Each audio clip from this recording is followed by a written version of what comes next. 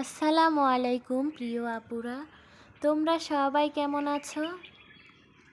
আশা করছি আল্লাহর অশেষ রহমতে তোমরা সবাই ভালো আছো ও সুস্থ আছো। এই তো আবারও আজকে চলে আসলাম একটা নতুন ভিডিও নিয়ে।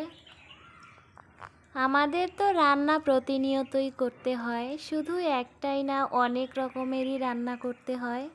তবে রান্নাটা করা যাই হোক, কিন্তু ভিডিও করে রাখা হয় না, সবগুলো রান্নায় ভিডিও করা সম্ভব হয় না। রান্না করতে যতটা সময় লাগে, ভিডিও করতে গেলে কিন্তু সেই রান্নাটাই তার চেয়ে দ্বিগুণ সময় লেগে যায়। তো দুপুরবেলার রান্নাবান্না প্রায় সব শেষ হয়ে গেছে। ভাত তরকারি খাওয়ার জন্য সব কিছু রান্না করে সবাইকে খেতেও দিয়েছি। ভাবলাম আজকে তো ভিডিও দেওয়ার মতো কোনো ভিডিও করা হয়নি, তাই এই তো ডিম রান্নার ভিডিওটা করলাম একদম শেষের দিকে। ডিম ভুনা করার জন্য আমি 5টা ডিম সেদ্ধতে বসিয়েছিলাম।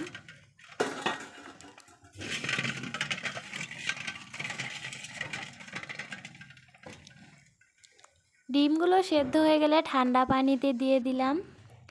তারপর সুন্দরভাবে ডিমগুলো ছিলে তাতে লবণ, হলুদের গুঁড়া, মরিচের গুঁড়া দিয়ে আমি সুন্দরভাবে ভেজে নেওয়ার জন্য রেডি করে নিচ্ছি।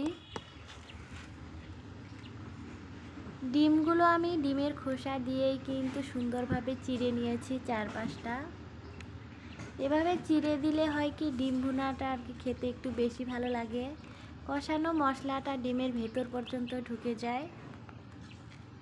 ওদিকে আমি কড়াইয়ে তেল দিয়ে দিয়েছি ডিমগুলো ভাজার জন্য।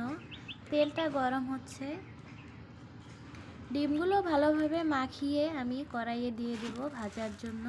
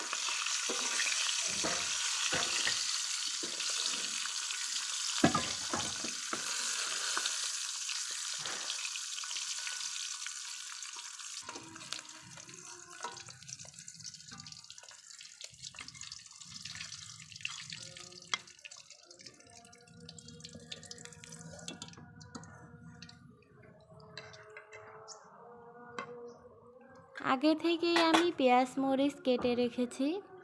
সেই ডিম ভাজা তেলগুলোতেই আমি এবার পেঁয়াজ মরিচগুলো দিয়ে ভেজে নেব।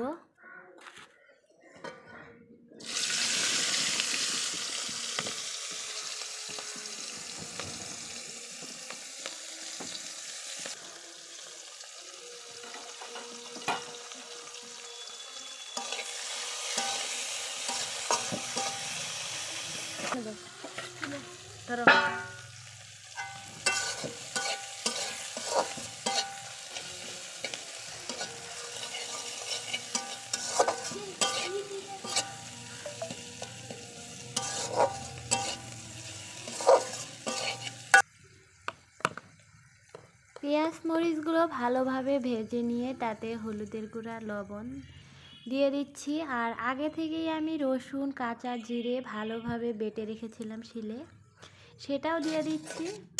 এরপর সবগুলো মিলে ভালোভাবে আমি কিছুটা সময় ধরে কষিয়ে নেব। তোমরা যারা এতটা সময় ধরে এত মনোযোগ দিয়ে আমার ভিডিওটি দেখছো, হয়তো ভুলেই গেছো কেউ কেউ একটি লাইক করে দিতে। অবশ্যই লাইকটি করে দিবে। আর যদি নতুন এসে থাকো আমার চ্যানেলে, সাবস্ক্রাইব করে আমার পাশে থেকে যেতে পারো। আমার চ্যানেলটি সাবস্ক্রাইব করা থাকলে নতুন ভিডিও নোটিফিকেশন সর্বপ্রথম তুমি পেয়ে যাবে। আর আমার যেই প্রিয় আপুরা আমার এই গ্রামীণ পরিবেশে রান্নাবান্না অনেক বেশি পছন্দ করো আর মাঝে মাঝে অনেক সুন্দর সুন্দর কমেন্ট করো, আমার খুবই ভালো লাগে। তোমাদেরকে অনেক অনেক ধন্যবাদ আপু আমাকে সুন্দর সুন্দর কমেন্ট করার জন্য।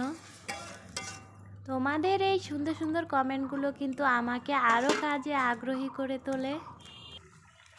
এদিকে আমি ভাজা পেঁয়াজ মরিচগুলো সহ মশলার গুঁড়া বাটা মশলা দিয়ে সব কিছু ভালোভাবে কিছুটা সময় ধরে কষিয়ে নিয়েছি, তারপর ঝোল দিয়ে দিয়েছি। এরপর ধনেপাতা ছিটিয়ে দিয়ে সুন্দর জাল করে নামিয়ে নিয়েছি ডিম ভুনা।